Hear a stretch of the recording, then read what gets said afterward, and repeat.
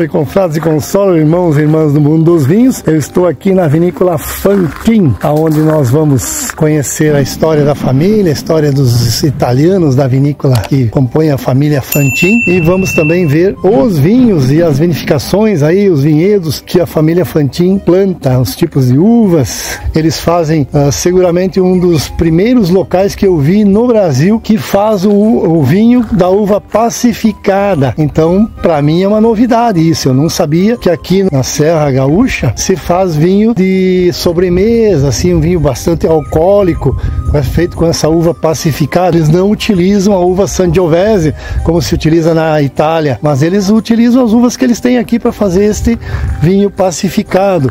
Custa R$160 a garrafa, uma garrafa de 750 ml, e se toma bem pouquinho, porque é um vinho bastante alcoólico, assim, um vinho que se toma depois da sua alimentação. Assiste aí e vê se você vai gostar destes vinhos, desse vinhedo, a vinícola da família Fantin, e me diga aí se você já conhecia esse vinho feito com a uva pacificada, que se faz lá na Toscana, na Itália. Para vocês terem uma ideia, foi o começo dos vinhos que a família começou. Claro, desde antigamente sempre foi produzido vinhos, né?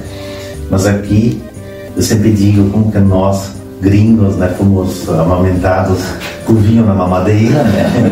Isso, então a gente tem no sangue o vinho, né? Isso praticamente, né?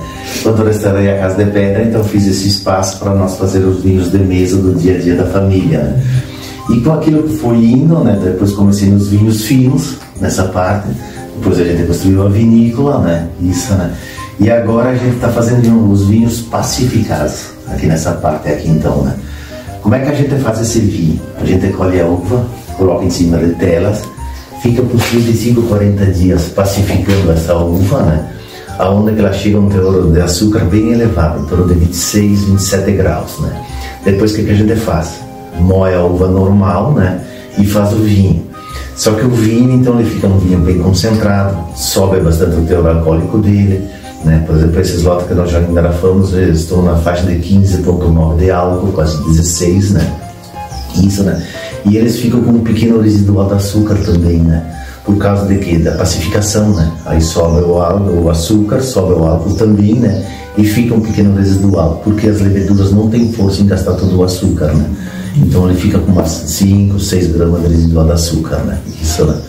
Então aí a gente está com essa proposta, que na Itália eles fazem o amarone nesse processo, né? Muitos dizem assim, colheita tardia. Não, ela é bem diferente da colheita tardia. A colheita tardia tu deixa nos vinhedos. Mas, pelo nosso terroir, às vezes tu não consegue fazer uma colheita tardia adequada e boa, né? Por exemplo, que ninguém esse ano deu, né?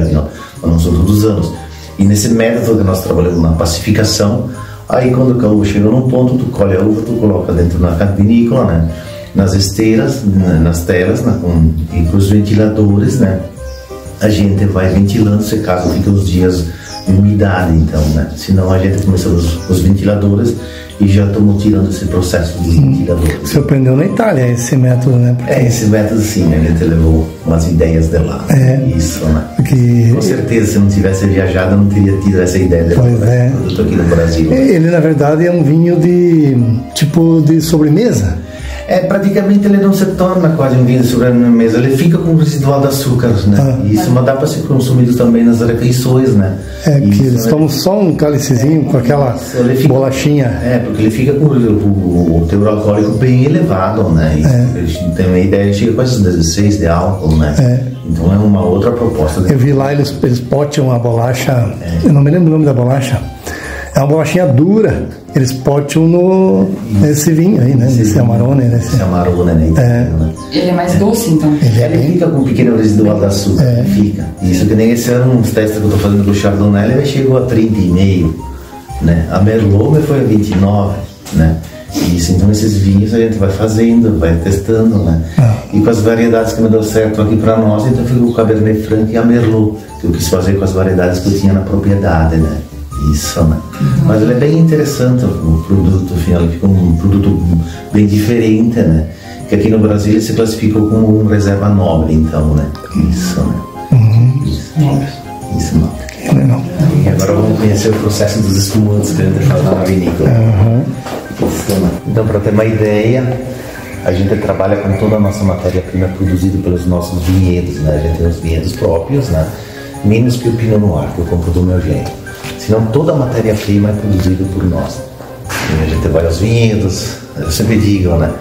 Eu acompanho desde a brotação até o invaso, que vai na garrafa o produto. Que nem agora eu já comecei a poda do Chardonnay e o Prosecco, já estou vendo a gema se abrirem, né? Então a gente acompanha desde ali até o processo. O senhor fez quando a poda? Fez esse mês agora? Para te ter uma ideia, ontem e anteontem, quando começam a abrir a gema, né? Conversa com a planta. E vai fazendo a poda, né? É isso aí. Que nem agora a gente teve que antecipar por causa do clima, né? O mês de julho foi muito quente, né? Então tivemos que antecipar. Já estou olhando na gema, será que eu vou colher esse cachinho de uva para mim elaborar os bons espumantes que a gente faz? A gente a gema assim, então deixa 2 galhos em cada lado, né? E depois a gente faz a poda verde, né? Se tem excesso de produção também a gente tira aquela parte nessa. A gente não faz esse controle, né? É 2 galinhos cada planta. 2 galinhos. Deixa, por exemplo, tem galhos que a gente tem 5, 6, 8 gemas, né? Mas não passa de 8 gemas. Aqui tem as caves, conheci as caves, a gente arranja os produtos, tudo engarrafado, né? Nos vinhos, levam para dormir, eles dizem, né? Esse aqui é um pacificado aqui que eu expliquei para vocês de 3 safras, né? Esse é o reserva 9, então, né? Seria aquele rótulo lá, né? Ele fica bastante tempo aqui daí? Esse aqui é um vinho de 3 colheitas, 18, 19 e 20. Fiz o corte das 3 para dar esse produto. Fez um corte. Um corte dos 3. Ele fica quanto tempo aqui agora? Ou já... eles ficam envasados, eles ficam um tempo, né? Sim. Isso, né? Que não pode consumir agora, no caso? Não, esses aqui já estão prontos. Já estão prontos para consumir? Sim, todos eles estão prontos. Menos que o Cabernet Franc, ele foi essa semana na garrafa. Então, é um 2020, né? Isso, né? Então, cada cave dessa é um tipo de vinho. Aqui é um Chardonnay, esse aqui é um Cabernet Franc, isso é Cabernet Sauvignon. Cabernet Sauvignon e a Merlot. São os primeiros, assim, fazendo esse tipo de coisa. Mas eu acho que o senhor é o único. As nossas vendas é aqui na propriedade. E depois, todo turista que nos visitam, entra em contato com nós e despachamos, né? Que nem agora também, a gente, essa semana, então, veio o pessoal do Recife, fecharam um pedido, a gente vai mandar pro Recife, né? E manda, né? Isso, né? Mas é assim, as nossas vendas aqui, então, são aqui. E praticamente 99,9% dos clientes que a gente tem já conhecem o nosso trabalho aqui na propriedade, né? E a propaganda é grande, porque eu vim vindo e o pessoal falando, tem que ir na Casa Fantin, tem que ir lá no seu Fantin. O senhor planta, por exemplo, quantos hectares aqui? Nós temos 6 hectares de vinhedo. E quantas garrafas, quantas mil garrafas? Tem anos que a gente colhe um pouco mais de uva, dependendo da safra, né? A nossa média de venda é de 18 a 20 mil garrafas anos. 18 a 20 mil. E quantas, eu sei que cada uva é diferente, mas quantas toneladas por hectare, senhor? A gente está produzindo, assim, por causa da indicação geográfica, de 8 a 12 mil por hectare. O senhor participa da IP? Sim, nós temos. O senhor faz... verdade, eu tinha lido isso. Isso, tem uma IP. Isso, né? A IP... Então a gente tem um controle de produção que depois vou mostrar os vinhedos, como que a gente trabalha. Porque aqui na região de Montebello, né? O pessoal era produtor de uva. Agora passou a produzir o vinho também, como no seu caso, né? Isso, no meu caso, né? A gente já vem um bom tempo produzindo. Que tem os Faé, tem os outros ali que eu vi. Várias vinícolas já que começaram a produzir os vinhos, né? Tem umas até mais antigas do que eu, final, né? Mas aí nasceu uma nova geração com outras propostas, né? Sim, não só produzir a uva, mas... E vender para terceiro. Para ter uma ideia, o nosso município aqui é o maior produtor de uvas per capita da América Latina. Eu li isso, Isso ainda é que a gente produz aqui em torno de 35 a 40 milhões de quilos de uva. Pois é. Então sai muita uva aqui no nosso município. Para ter uma ideia, o nosso município tem 71 quilômetros quadrados só. Ele é pequeno, está lá com 2.600, 2.700 habitantes só, né? Isso, né? O principal ainda assim predomina as uvas americanas. É Vitis Lambrusca, né? Isso, os espumantes nós elaboramos com Pinot Noir, né? Então o Brut Rosé ele é feito com Pinot Noir, né? 45% Pinot e 55% Chardonnay. Depois temos o Brut Chardonnay, 100% de Chardonnay. Depois então na nossa linha nós temos o Prosecco também, 100% da variedade de Prosecco, o mesmo processo italiano, né? Do processo italiano. Depois temos o DMC, 55% de Moscato Canelli e 45% de Chardonnay. O senhor não tinha falado do Moscato ainda. Isso. Mas na região mais se produz é Moscato, né? E depois temos o Moscatelli, então tem Moscato Canelli, o nosso Moscatelli. Canelli, que seria o Moscato. Que tem vários tipos, né? Tem Moscato Bianco, tem Moscato... Sim, tem um monte de tipo de Moscato, mas que nem nós aqui na nossa propriedade, nós temos Moscato Canelli. Onde que a gente e qual é a diferença desse Moscato Canelli?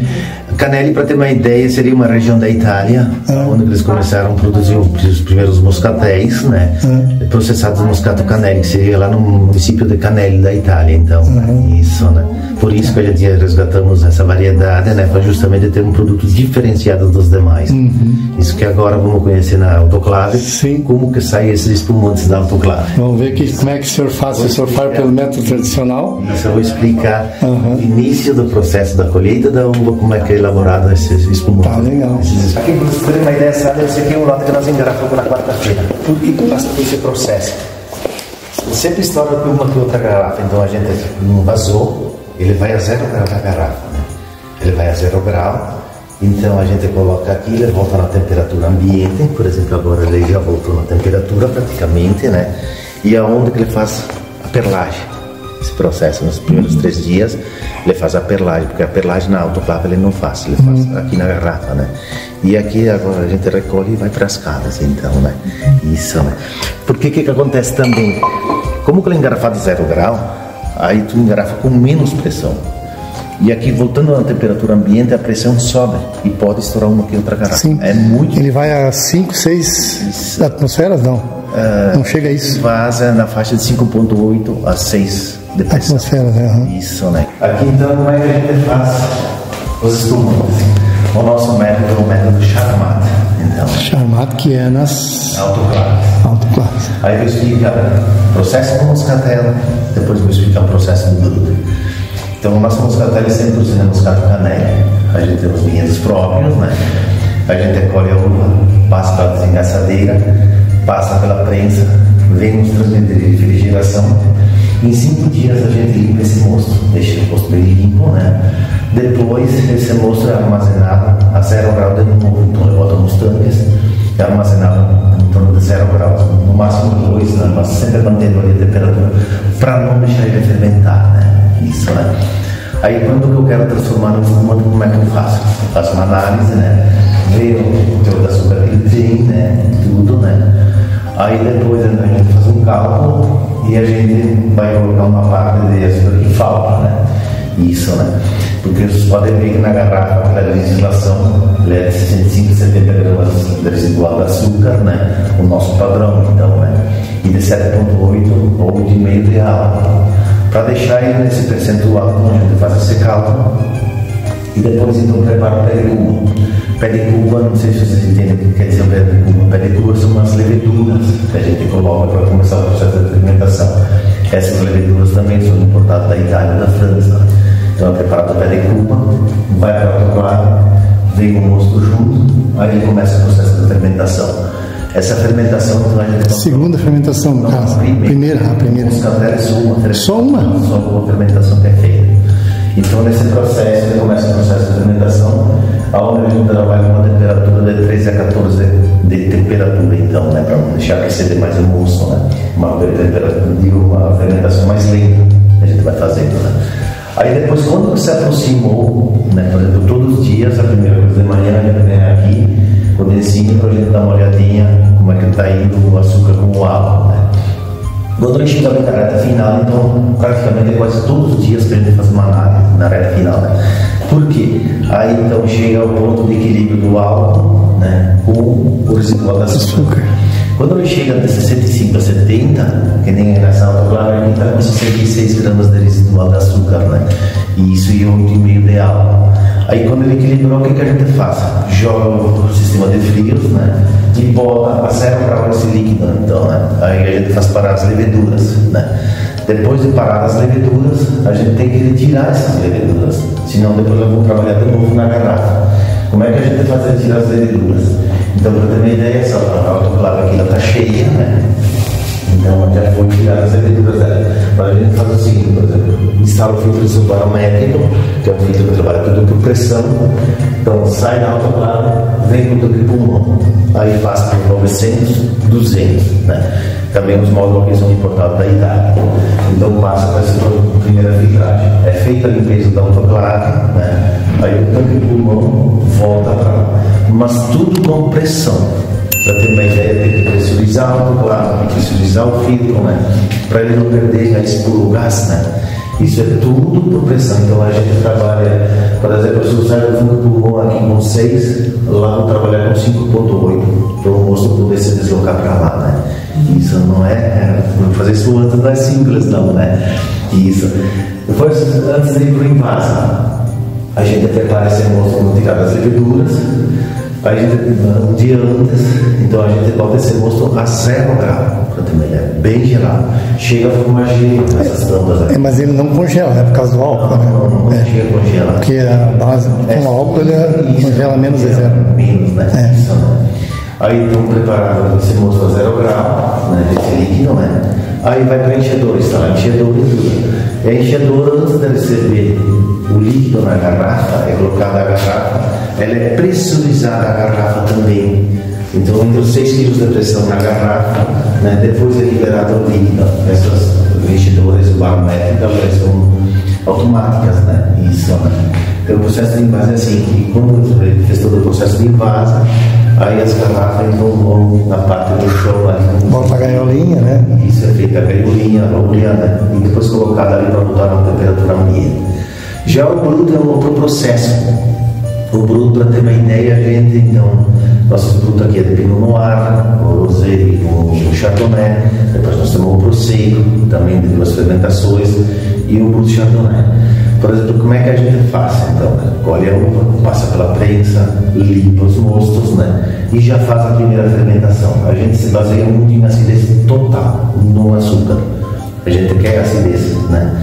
Quando as uvas chegam com 8 de total, a gente já colhe a uva, né? Já colhe a uva e vem para o processo, né? E para ter uma ideia, então essa uva não pode passar dos 17 graus, porque passando dos 17 graus, o que acontece? Não consigo mais transformar num espumante. Dá para fazer o próprio espumante, mas passa do teor alcoólico dele. Por exemplo, 17 equivale a 10,2, 10,3 de álcool, que seriam os vinhos base tranquilos que a gente diz, né? Isso daí é feito essa base de espumante, né? Então aqui são duas fermentações. Né? Então a primeira fermentação ela é feita ali no vinho base, né? Isso depois, então esse vinho ele pode ser armazenado um ano pelo outro, até 2 anos, né? Tu pode ir armazenando esses produtos, porque ele já fez a primeira fermentação, né? Aí quando vai para a segunda fermentação, o que a gente faz? Faz uma análise, vê como que está o produto, né? Aí depois então é preparado o pé de Cuba, e numa autoclave dessas aqui, para vocês terem uma ideia, vai apenas 24, 25 kg de açúcar. Por que vai essa quantidade de açúcar? Para alimentar as leveduras, para poder fermentar. Aonde ele sai por exemplo, de nada de álcool, quer dizer, do 10,3 de álcool, ele vai a 12 de álcool. Praticamente ele sobe com esses 2 graus de álcool, né? Na fermentação ele vai gastar o açúcar e transformar ele em álcool. Então, para chegar aos 6 kg de pressão que nós precisamos trabalhar, né? Esse seria o processo de bruto. O invase, tudo a mesma coisa. É bem melhor para trabalhar fazer o bruto que o moscatel. É porque no moscatel, se fizer errado, moscatel, perdeu a... Não, moscatel tem que ter autoclaves, que nem o champenoise. É simples para fazer o champenoise. Fermentação na garrafa, na autoclave. Né? Então tem uma ideia que acompanhar aqui de dentro, como que sai os simulantes. Vamos acompanhar. Acho que é melhor, né? Então é muita pressão que tem aqui, ó. Marina. Isso. Tá vendo? Então, retirada das leveduras, já feita a processo de filtragem. Limpinho. Isso, né? Então não tem. Tu bebe, não? Sim. Isso é pro ar ou organita, né? Tu não toma muito vinho, mas eu vou ter deixado de tomar. Meu, que delícia. Ela não toma? Meu, isso aqui tá excelente. Listo? Então.